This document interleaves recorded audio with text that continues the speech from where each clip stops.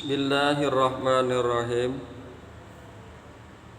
Assalamualaikum warahmatullahi wabarakatuh.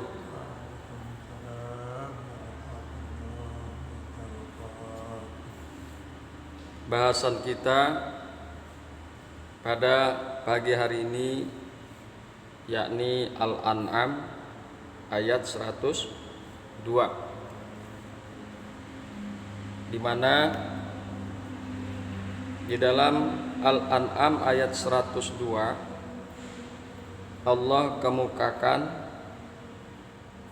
A'udzu billahi minasyaitonir rajim. Zalikumullahu rabbukum. Demikian itu ialah Allah Tuhan kamu. La ilaha illa huwa, tidak ada Tuhan selain Dia. Khaliqu kulli syai'in fa'buduhu, pencipta segala sesuatu. Fa'buduhu, maka sembahlah Dia. Wa huwa ala kulli syai'in wakila, dan Dia atas segala sesuatu adalah wakil atau pemelihara. Demikian kira-kira terjemahan daripada Al-An'am ayat 102. Sebelum kita bahas Al-An'am 102, ada baiknya marilah sama-sama kita coba lihat pada ayat sebelumnya, yaitu Al-An'am ayat 100 sampai dengan 101, di mana di dalam ayat 100 dikemukakan oleh Allah, wa ja'alu lillahi syuraka al-jinna wa khalaqahum wa kharaqu lahu banina wa banatin bighairi ilmin subhanahu wa ta'ala amma yasifun. Dan mereka menjadikan jin sekutu-sekutu bagi Allah, padahal Dia yang menciptakan mereka. Allah yang menciptakan jin-jin itu. Dan mereka telah melakukan kebohongan terhadap Allah, bahwa Allah mempunyai anak lelaki dan perempuan, tanpa berdasar pengetahuan. Maha suci Allah dan maha tinggi dari sifat-sifat yang mereka sandangkan.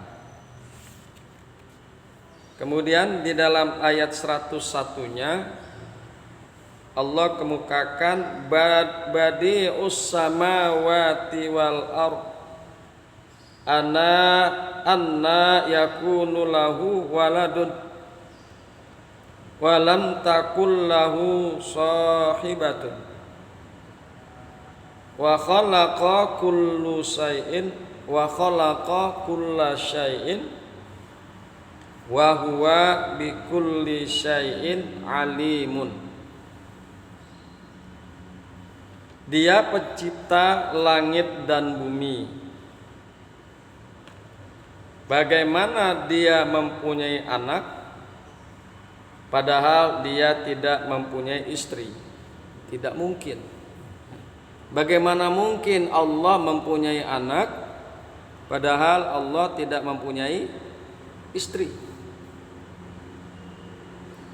Dia, yakni Allah, menciptakan segala sesuatu, dan Dia mengetahui segala sesuatu. Itulah Al-An'am ayat 100 sampai dengan 101. Hadirin yang berbahagia, hamba-hamba Allah yang mudah-mudahan selalu dirahmati oleh Allah Subhanahu wa taala, bahwa setelah terbukti kesalahan dan kesesatan kepercayaan mereka, ayat ini yakni Al-An'am ayat 102 sampai kepada kesimpulan bahwa yang memiliki sifat-sifat yang demikian itu tinggi dan mulianya ialah Allah Subhanahu wa ta'ala, yang Maha Esa, Tuhan pemelihara kalian. Tidak ada Tuhan yang berhak disembah selain Dia, pencipta segala sesuatu. Karena itu maka sembahlah Dia, sembahlah Allah satu-satunya dan semata-mata, karena yang mempersekutukannya tidak dinilai menyembahnya. Yang mempersekutukan Allah tidak dinilai menyembahnya. Dia yang maha kuasa tidak butuh kepada ibadah dan pengabdian makhluk, karena Dia maha kaya, dan Allah atas segala sesuatu adalah wakil, yakni pemelihara. Allah maha kaya, oleh karena itu Allah tidak membutuhkan ibadah. Makhluknya beribadah semuanya tidak akan menambah kekayaan Allah. Atau makhluknya tidak ada yang beribadah kepada Allah, maka Allah tidak akan kurang kekayaannya. Perhatikan firman Allah, zalikum, kata-kata zalikumullahu. Perhatikan kata-kata zalikum, yang artinya demikian itu, menunjuk kepada semua sifat Allah yang diuraikan dalam ayat-ayat yang disebut sebelum ayat ini.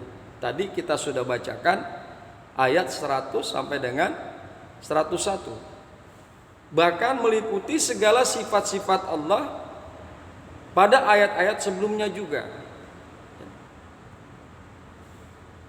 Beribadah adalah konsekuensi dari kepercayaan tentang wujud Allah yang disebut sifat-sifatnya di dalam ayat-ayat yang lalu dan ayat ini, yakni tidak ada Tuhan selain Dia, selain Allah Subhanahu wa ta'ala, karena Dia yang menciptakan segala sesuatu.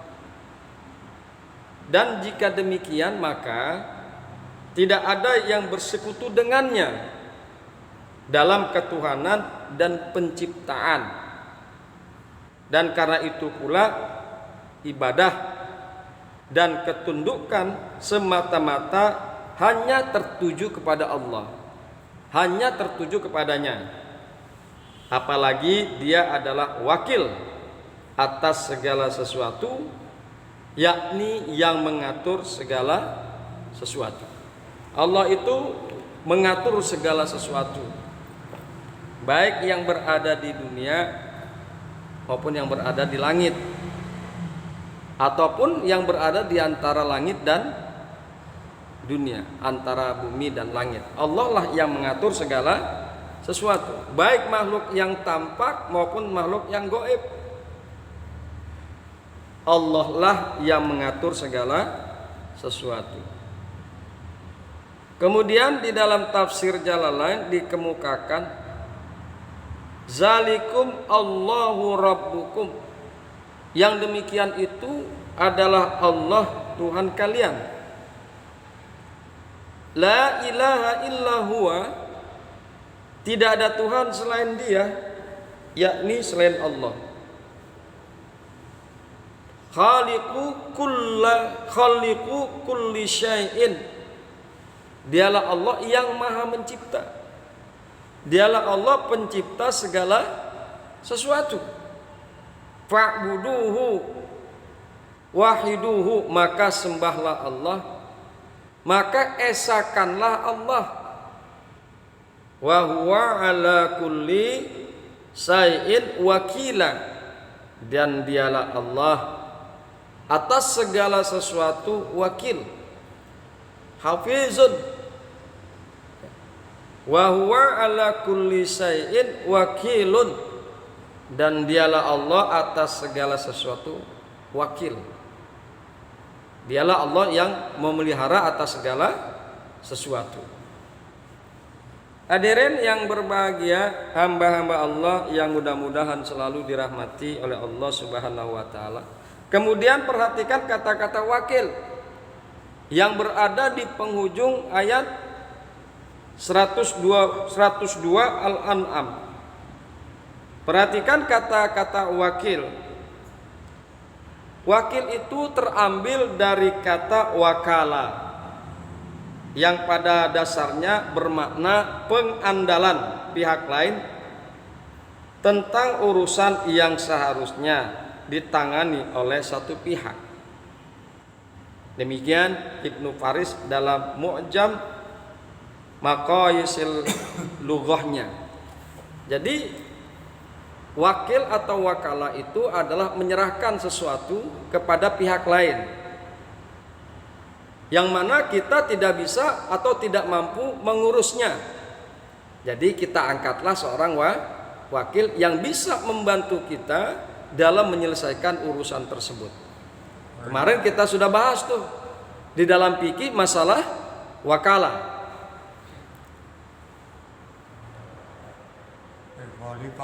Ya.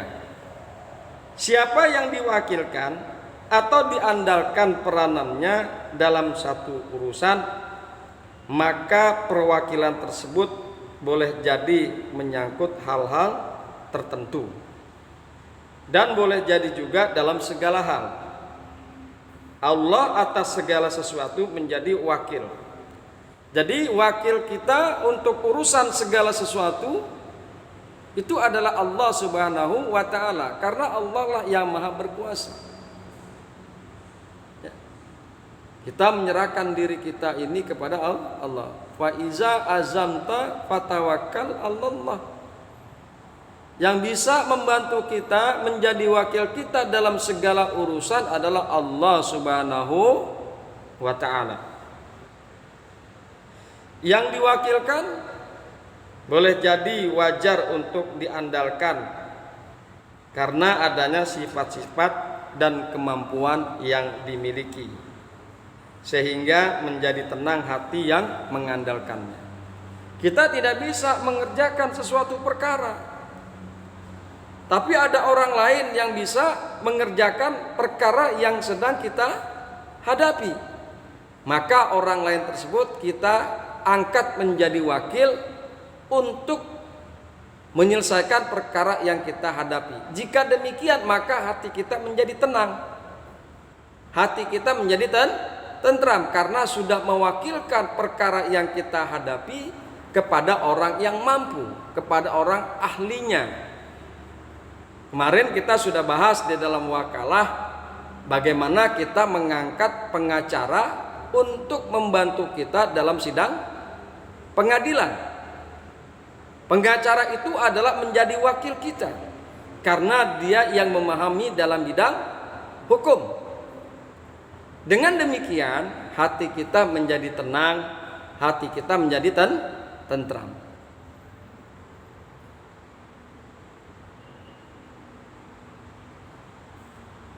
Dan boleh jadi juga yang diandalkan itu tidak sepenuhnya memiliki kemampuan. Wakil itu tidak sepenuhnya memiliki kemampuan. Bahkan dia sendiri pada dasarnya masih memerlukan kemampuan dari pihak lain agar dapat diandalkan. Jadi ada yang bisa menyelesaikan dengan sendiri, yang sudah pasti adalah wakil daripada segala urusan kita adalah Allah. Tapi ada juga wakil yang tidak bisa menyelesaikan perkaranya sendiri. Dia membutuhkan pihak lain untuk bisa menyelesaikan perkara tersebut. Kita kembali lagi kepada masalah pengacara. Kalau di dalam persidangan itu pasti dibutuhkan alat bukti dan saksi.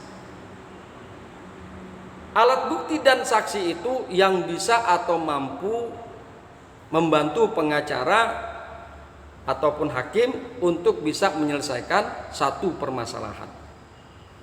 Jadi sekali lagi bahwa manusia pasti membutuhkan pihak tertentu untuk bisa menyelesaikan masalahnya, di mana dia diangkat sebagai wakil. Tapi bagi Allah Subhanahu wa taala, wakilun, Allah lah menjadi wakil segala sesuatu urusan makhluknya, termasuk manusia dan urusan kita. Oleh karena itu tidak salah apabila kita berajam untuk menyelesaikan satu masalah, maka kita kemudian bertawakal kepada Allah Subhanahu wa taala.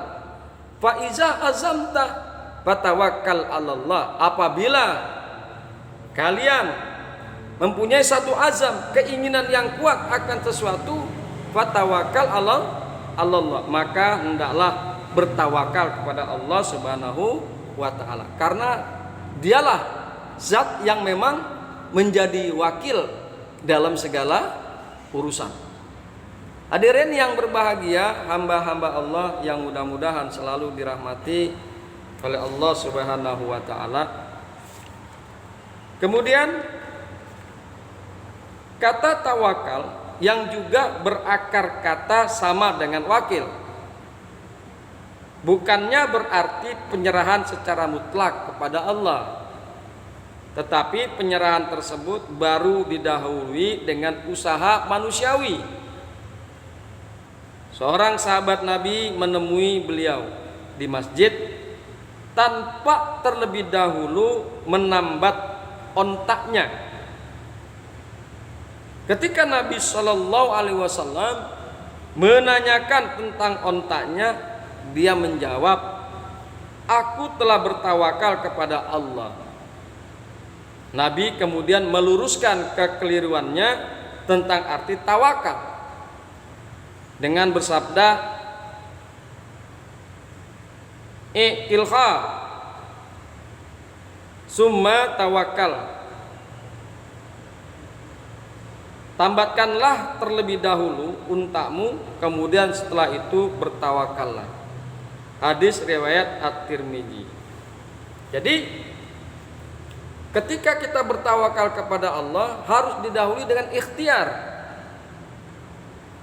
Harus didahului dengan ikhtiar dalam segala urusan apapun.